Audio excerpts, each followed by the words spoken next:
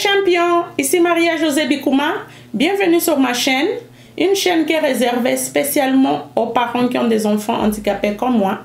J'espère que vous allez aimer la vidéo d'aujourd'hui, elle va être très rapide, c'est juste un petit coup de pouce pour pouvoir vous motiver dans votre jour le jour.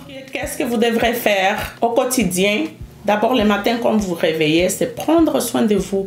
Oui, prendre soin de vous, c'est la chose la plus importante à faire le matin. Évitez d'aller sur Facebook, je sais que souvent on a trop tendance, on se réveille, on va sur Facebook, on va voir nos emails. Des choses qui dans le fond, c'est tellement inutile qu'on comprend que dans le fond on a perdu notre temps quoi, on n'a rien fait. Alors, commencez peut-être par prendre une petite douche, prendre un petit café, faire des exercices, de la méditation, peu importe, mais vraiment faites quelque chose pour vous. Après tout, tu sais que quand tu te réveilles le matin, que tu commences à faire les choses pour les autres, la journée finie, tu es comme genre cassé, démoli, toute fatiguée, tu n'as plus le temps pour toi et puis ben, tu vas te coucher encore fatigué. Prenez soin de vous. Si vous pensez que pour prendre soin de vous, le matin, vous n'avez pas assez de temps, alors dormez juste un petit peu plus tôt pour pouvoir vous réveiller plus tôt en fait.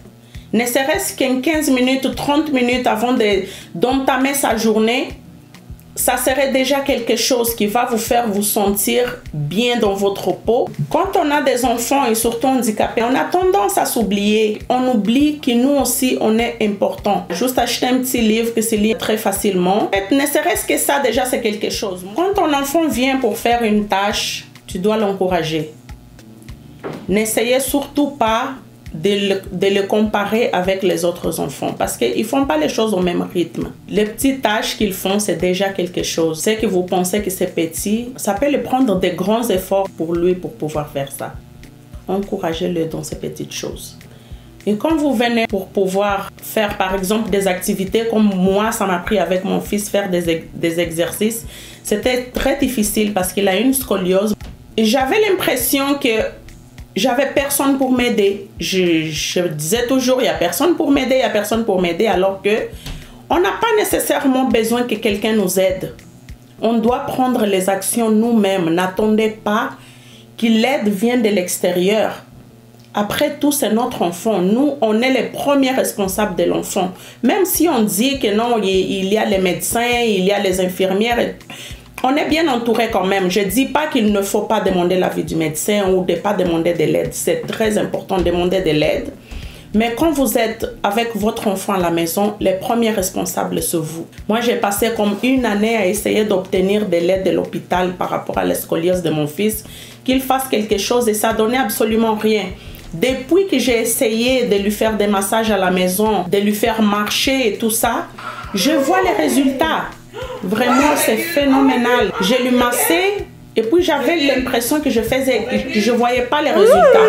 Mais avec le temps, je commençais à voir et tout, les petits changements. Et la première fois surtout qu'il s'est mis à quatre pattes, j'étais surprise, j'étais comme tellement choquée. Oh my God! Wow! Oh my God! J'ai dit waouh, je pensais que qu'est-ce que je faisais, ça donnait rien en fait, mais ça donne des résultats. On vit dans un monde de Wi-Fi qu'on veut tout vite, mais c'est pas ça qu'il faut faire. Vraiment aller à petits pas. Vos enfants, ils savent quand vous êtes là, qu'ils voient les efforts que vous faites pour pouvoir les aider.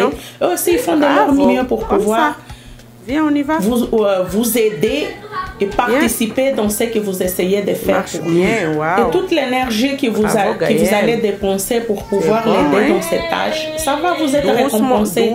Cette tâche qu'aujourd'hui vous pensez qu'elle est trop difficile, que votre enfant n'arrive pas à faire, dans quelques semaines, dans quelques mois, vous allez voir que c'est quelque chose qu'il va faire avec tellement de facilité, que même si des fois il ne fait pas avec trop de facilité comme vous le feriez, au moins il ferait sans trop que vous soyez là pour l'aider. Ça va être déjà avec de l'autonomie. Comme aujourd'hui, mon fils, par exemple, il marche déjà par lui-même. Je n'ai plus besoin d'être là derrière lui pour commencer à lui faire marcher comme je faisais avant avec lui.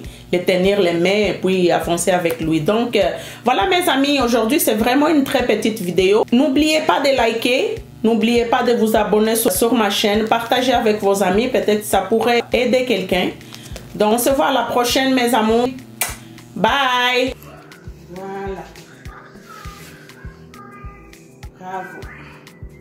Regarde, je ne concentre même pas à marcher. Oups, oups, oups. Bravo. Oups. Gaïa, que fais-tu?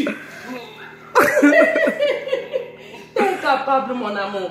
T'es capable, c'est fini. Maman est là.